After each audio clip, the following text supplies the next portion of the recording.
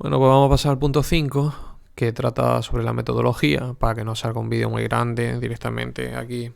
Yo he hecho un corta-pega, ya lo tengo preparado. Lo voy a explicar por encima cómo he hecho yo este apartado de mi programación y bueno, si os vale de ejemplo y os viene bien, pues genial. Entonces, al final, cada uno tiene que tener su programación y a fin de cuentas no hay dos grupos de clases iguales, las programaciones tienen que ser totalmente diferentes y adaptadas, pero bueno, quizá os venga bien tener algún ejemplo para sacar ideas. En mi caso, yo lo que hago es empezar con una introducción en la que hago referencia al Real Decreto 1147/2011, 29 de julio, que lo tengo aquí abierto ahora mismo, estaba echando un vistazo. Este es el que establece la ordenación general de la FP en el sistema educativo. Entonces, si nos vamos al artículo 8, que hace referencia al currículo, en el punto 6 nos dice que la metodología didáctica de la enseñanza de FP integrará los aspectos científicos, tecnológicos y organizativos que en cada caso correspondan, con el fin de que el alumnado adquiera una visión global de los procesos productivos propios de la actividad profesional correspondiente. Vale, pues eso tal cual, he hecho aquí un copia-pega. Y luego, para terminar la introducción, digo que entonces que la metodología que se va a proponer en la programación va a buscar facilitar el aprendizaje de los estudiantes, pero siempre acercándolos al entorno, a la realidad del entorno laboral. Y la metodología va a tener un carácter activo, o por lo menos lo va a pretender, un carácter activo y que sea variada. Para esto, nosotros vamos a tener una serie de orientaciones y principios metodológicos que se van a describir a continuación. Y por último, aquí hago referencia a la metodología de aprendizaje basada en proyectos. Digo que va a ser la metodología protagonista de este módulo, pero no va a ser la única. Metodología hay un montón. Esto se trata de cogerse un libro y echarle un vistazo, un libro de metodología, porque hay, metodologías novedosas y un montón, sobre todo para FP. Está, por ejemplo, Flipped Classroom, que sería la clase invertida. Estaría así que esté un poco de actualidad la gamificación. Está de aprendizaje basado en proyectos. Pero bueno, también hay otras más tradicionales que se siguen utilizando perfectamente, como la clase magistral. Esto ya pues depende de cada uno, enfocar la programación de una forma u otra y utilizar una metodología u otra. Y bueno, lo ideal al final es utilizar varias de forma que se complementen y nos sirvan para lograr nuestro objetivo. Bien, por el punto 5.1, que hablaría de las orientaciones metodológicas, yo simplemente hago una breve introducción, digo que en el desarrollo del módulo se van a seguir los siguientes principios y hablo de una serie de principios que yo sigo. Cada día hablo peor. A ver, que me repito mucho. ¿Qué principios vamos a tener en cuenta durante el desarrollo del módulo? Pues la presentación del módulo. Aquí hablo de que al principio de curso yo le explico a los alumnos todas las características, los contenidos, los objetivos, la metodología, los criterios de evaluación, etcétera. O sea, al final yo lo que hago es darle una especie de explicarle a los alumnos esta programación y darle una especie de resumen. Y este resumen de la programación, aunque la programación es pública, la pueden ellos consultar cuando la necesiten, pero les viene mejor tener un resumen en el que venga los criterios de evaluación, sobre todo, que a ellos es lo que más les interesa, y la forma en la que se les va a evaluar. Además de esto, pues ya aprovecho para darles también un resumen de las normas de taller y las normas de disciplina, etcétera. Pues bueno, al final le entrego también una especie de lista en la que ellos firman como que han recibido la información y que la han entendido.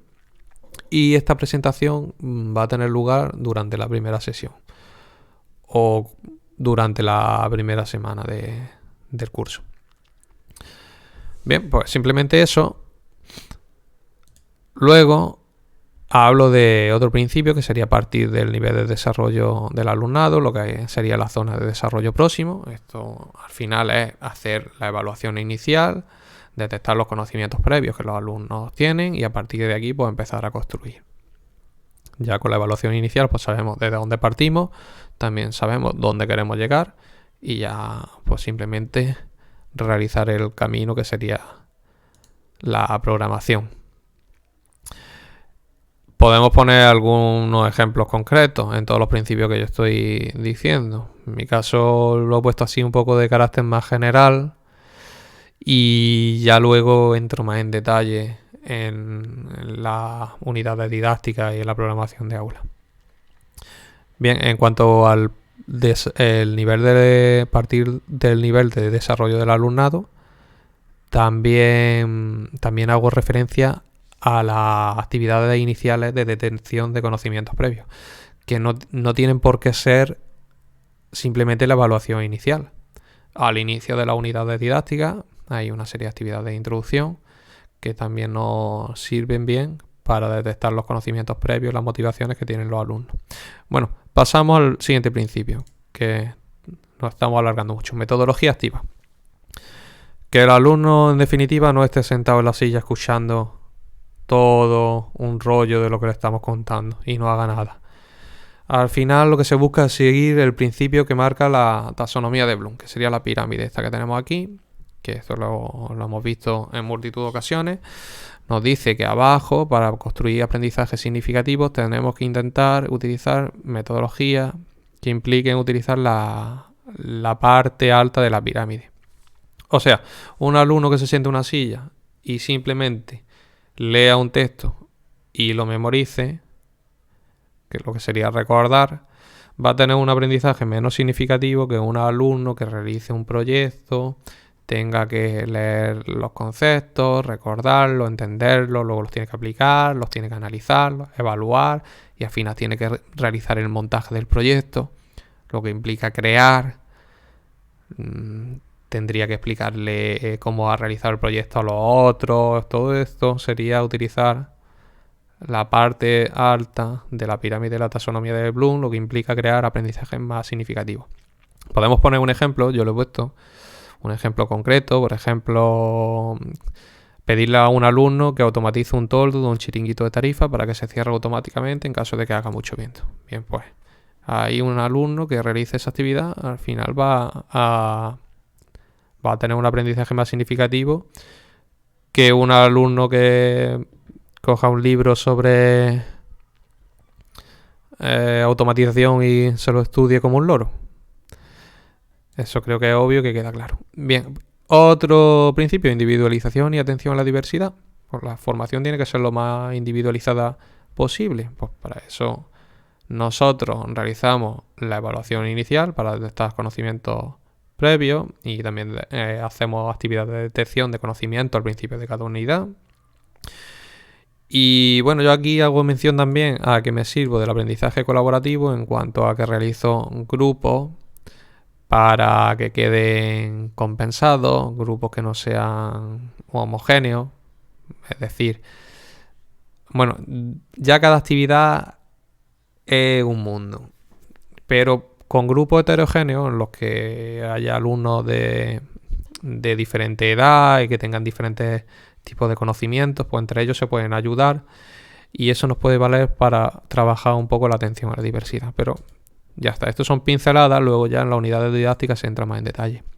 Graduación de la dificultad, un principio que simplemente se basa en ir de lo general a lo particular, en ir de los contenidos que tengan menor dificultad a los que tengan mayor dificultad y ser más específicos. Bueno, pues esto se viene dando a lo largo de todo el módulo y en el desarrollo de las unidades. Visión integradora.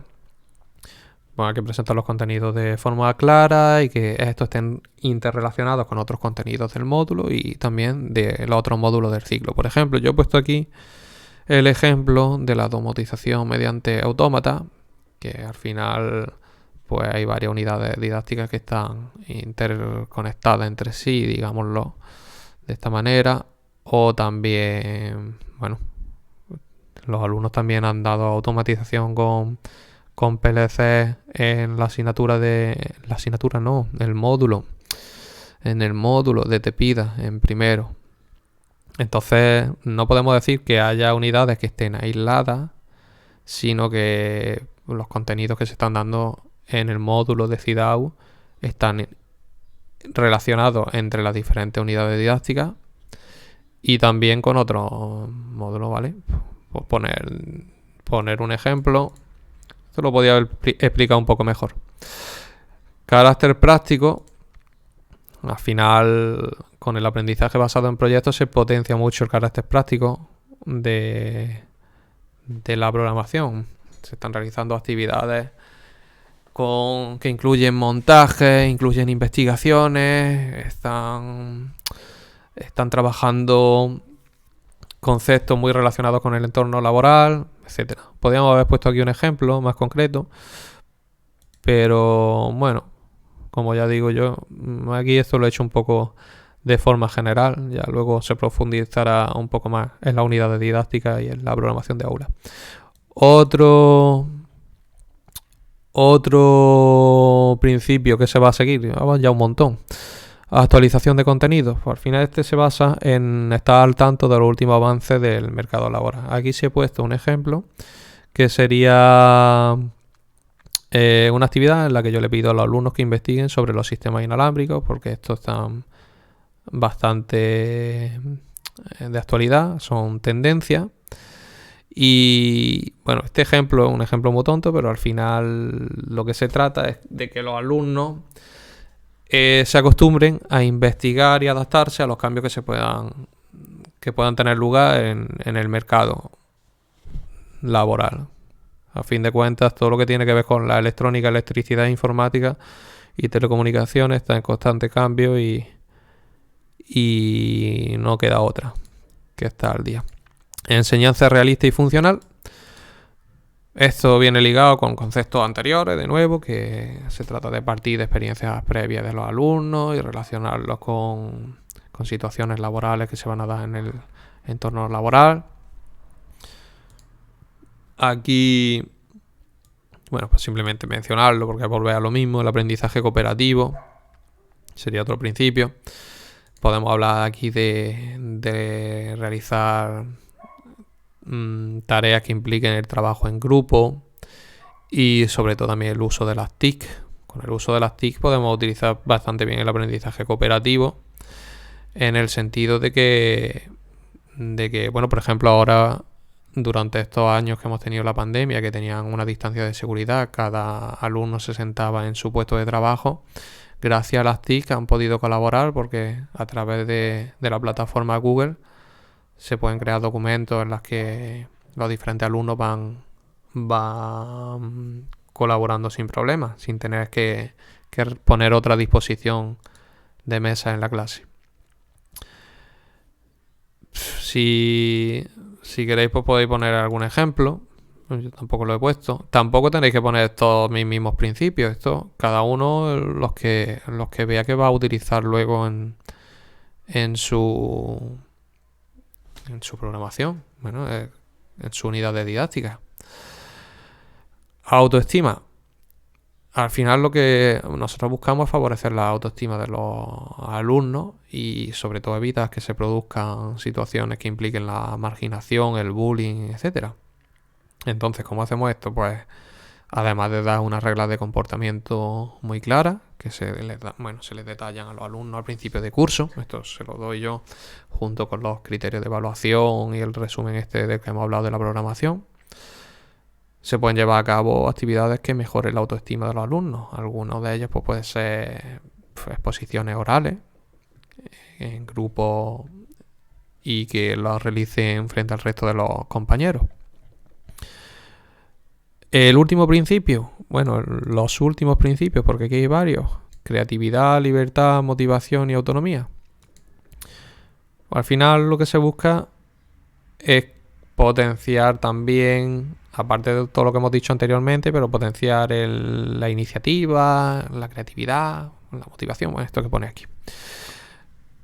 ¿De qué forma lo podemos hacer? Pues en este caso yo explico que doy un ejemplo también concreto.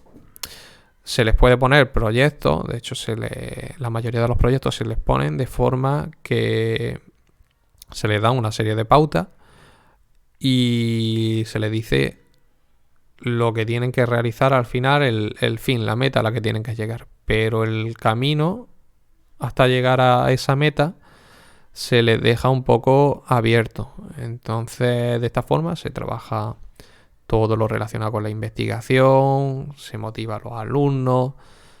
Por supuesto, ellos pueden ser creativos en las soluciones que se den, etcétera. Hablo también de que en este tipo de actividades hay que tener mucho cuidado de que las actividades que se realicen estén dentro de su zona de desarrollo próximo, porque muchas veces somos muy ambiciosos y ponemos actividades que un poco los dejan descolocados, y en el momento que nosotros empezamos a darle ya más pautas, más ayuda, se pierde un poco lo que estamos hablando de la creatividad y la libertad. Porque si acabamos nosotros prácticamente resolviendo la tarea, todo esto no lo cargamos. Entonces, imprescindible partir de la zona de desarrollo próximo. Y aquí he puesto un ejemplo concreto, que bueno, no vamos a hablar más de esto porque se nos hace el vídeo muy largo. Pasamos al apartado 5.2, que habla de los procedimientos.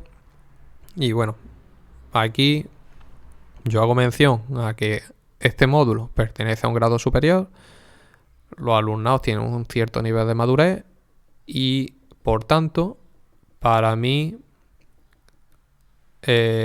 programación, yo considero que son válidas las clases magistrales. Es una metodología que es tradicional, pero para esta clase de alumnos funciona muy bien. Utilizo mucho el aprendizaje colaborativo, utilizo mucho las TIC en este sentido y los montajes prácticos que se realizan en grupo. Hablo un poco sobre eso y hablo también del aprendizaje basado en proyectos, que hemos mencionado anteriormente. ¿Hay más metodologías? Pues claro, hay más metodologías. Yo pongo aquí las que utilizo principalmente, pero luego ya en la unidad de didáctica quizá detallo alguna otra diferente como complemento. Actividad de enseñanza-aprendizaje. Punto 5.3. Bueno, aquí me ha pedido una persona que haga 12 unidades didácticas. Es un poco exagerado porque... A ver, me lo ha pedido porque supongo que está preparando una programación para oposiciones y querrá ver algún ejemplo. Entonces, aquí en Andalucía para las oposiciones te piden un mínimo de 12 unidades didácticas. Para las próximas oposiciones quizá no haya ni que presentar la programación, no sé qué cambio va a haber. Pero bueno, a mí no me cuesta trabajo hacer 12 unidades. ¿Qué pasa? Que en un grado superior, en el primer trimestre los alumnos están en clase, en el segundo trimestre los alumnos están en clase, pero en el tercer trimestre los alumnos se van a realizar las prácticas de FCT. Entonces nos quedaría más o menos una disposición de 6 unidades para el primer trimestre y 6 unidades para el segundo trimestre, que me parece un poco excesivo. Pero bueno, ya está, lo vamos a hacer así. Lo vamos a hacer así por poner un ejemplo. La clasificación general de las actividades de cada una de las unidades didácticas no significa que luego no podamos adaptar un poco y cambiar esta disposición. Estamos hablando de una clasificación general. Entonces, en cada una de las unidades didácticas, generalmente, ¿qué nos vamos a encontrar? Al principio, actividades de introducción o de motivación, que pueden ser, pues, por ejemplo, un debate, visualizar un vídeo y luego el posterior debate, presentar artículos de prensa o de revistas, presentar una problemática. Entonces ahí nosotros detectamos los conocimientos previos, generamos motivación. Aquí tengo un ejemplo concreto que he puesto, que es en la unidad didáctica 1. Se proyecta un vídeo sobre una casa que está automatizada en la actualidad, con tecnología de ahora. Y luego se puede preguntar a los alumnos que qué piensan, que cómo va a ser eso dentro de 50 años, cómo va a evolucionar la tecnología. Bien, pues esto es simplemente explicar un poco por encima, un ejemplo y ya. Actividades de desarrollo, aquí estos serían un montón, porque estas son las actividades que están destinadas a la construcción de aprendizaje significativo. Serían, digámoslo así, el grueso del tiempo de la programación. de cada unidad didáctica. Y bueno, pues son actividades tipo, yo he puesto aquí las que se utilizan generalmente, que son exposiciones verbales y debates, trabajos individuales, trabajo en pequeño y en gran grupo, conferencias, coloquios, exploraciones en bibliografía y en internet, simulaciones, elaboración de informe y memoria, diseño y realización de casos prácticos, discusión en pequeño y en gran grupo. Para cada uno de estos puntos yo he explicado en qué consisten, así por encima, y además en algunos de ellos pongo un ejemplo. A ver, vamos a ver algunos así por ver un poco más en detalle de qué se trata. Simulaciones, pues yo he dicho aquí, por ejemplo, parte de las tareas a realizar con relés programables luego se realizarán en la práctica y otras se van a simular con el software Logosoft, que nos da Siemens para bueno, que se utiliza para programar este relé programable. Bueno, pues ya está. Simplemente aquí hablo de que se van a utilizar simulaciones. Seguimos. Actividades de síntesis. Estas son las que vienen al final de la unidad didáctica, que se utilizan como se dice aquí, como síntesis, como una especie de resumen para consolidar los aprendizajes. La más representativa, pues realización de proyectos finales, esquemas, debates finales, etcétera. Se puede poner ejemplos concretos, yo no lo he puesto. Así que seguimos. Actividades de recuperación, pues las que estén orientadas a que los alumnos que no hayan conseguido superar determinados criterios de evaluación puedan recuperarlo y superarlo. ¿Qué actividad de recuperación suelo yo realizar?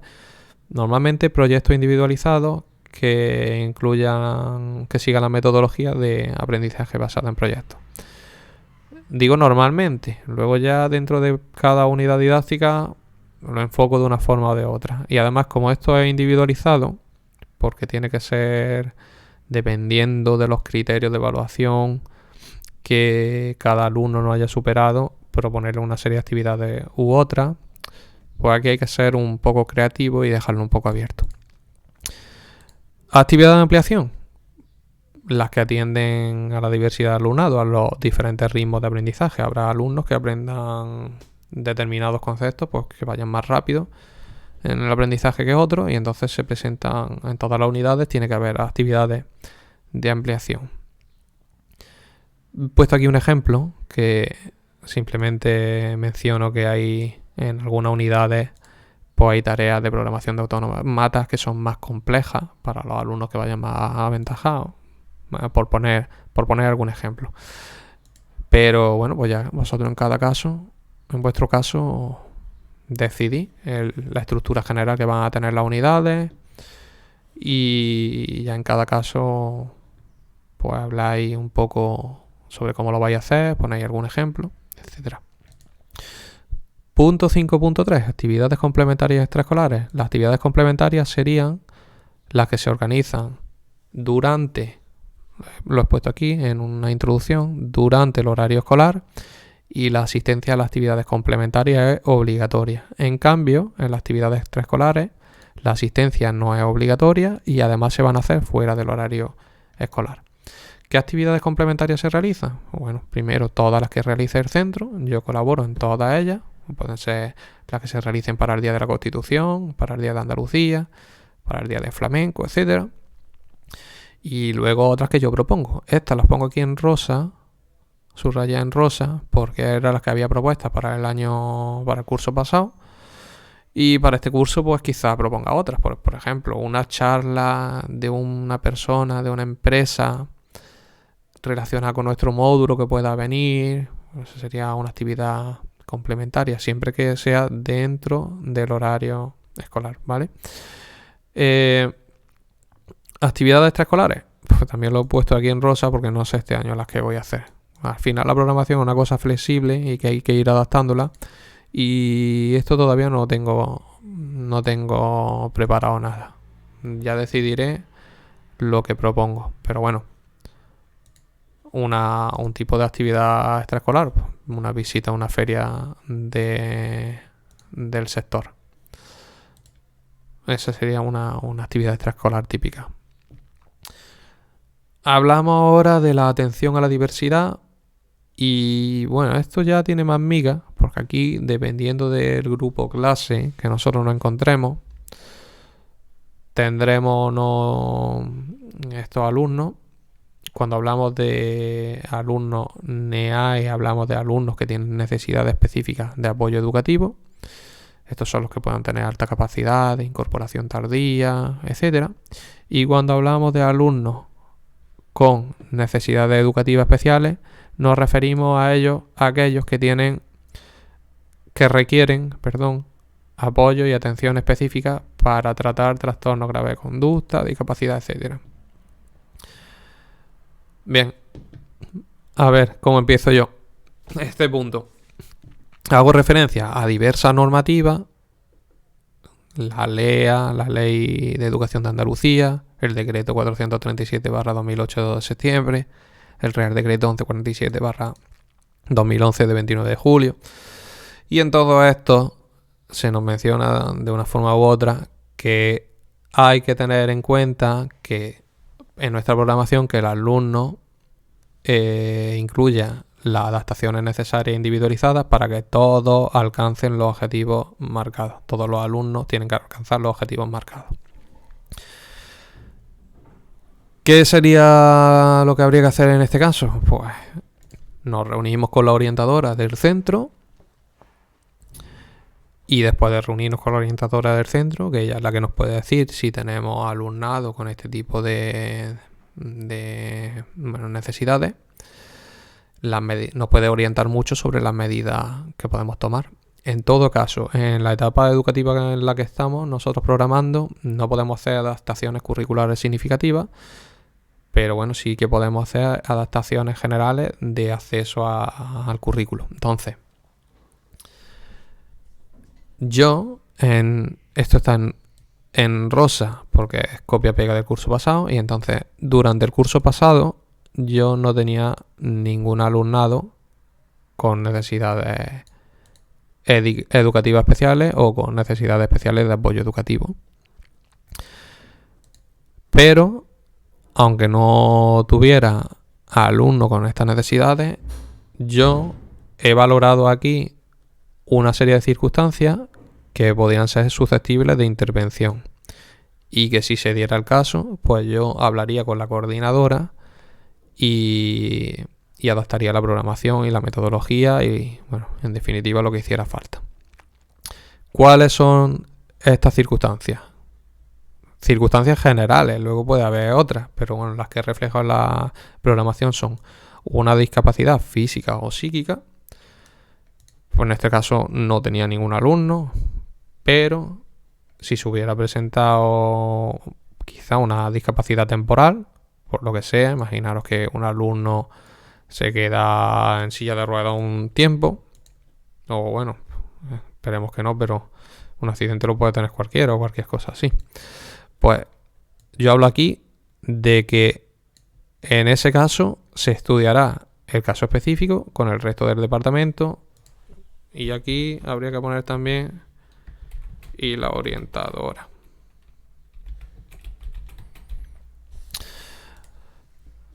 Una situación sociofamiliar en la que el alumno no dispone de equipamiento informático.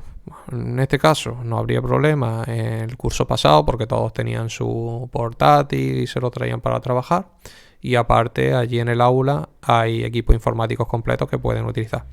Pero yo puedo procurar que todas las actividades que necesiten el uso del sistema informático pues se realicen dentro del horario escolar, o sea que no se lleven para casa tareas en la que tenga que utilizar estos tipos de sistemas. Si yo sé que un alumno no dispone de ellos, pues lo hago de esta forma y ya con eso le facilito el acceso al currículo, ¿no? Y no habría mayor problema.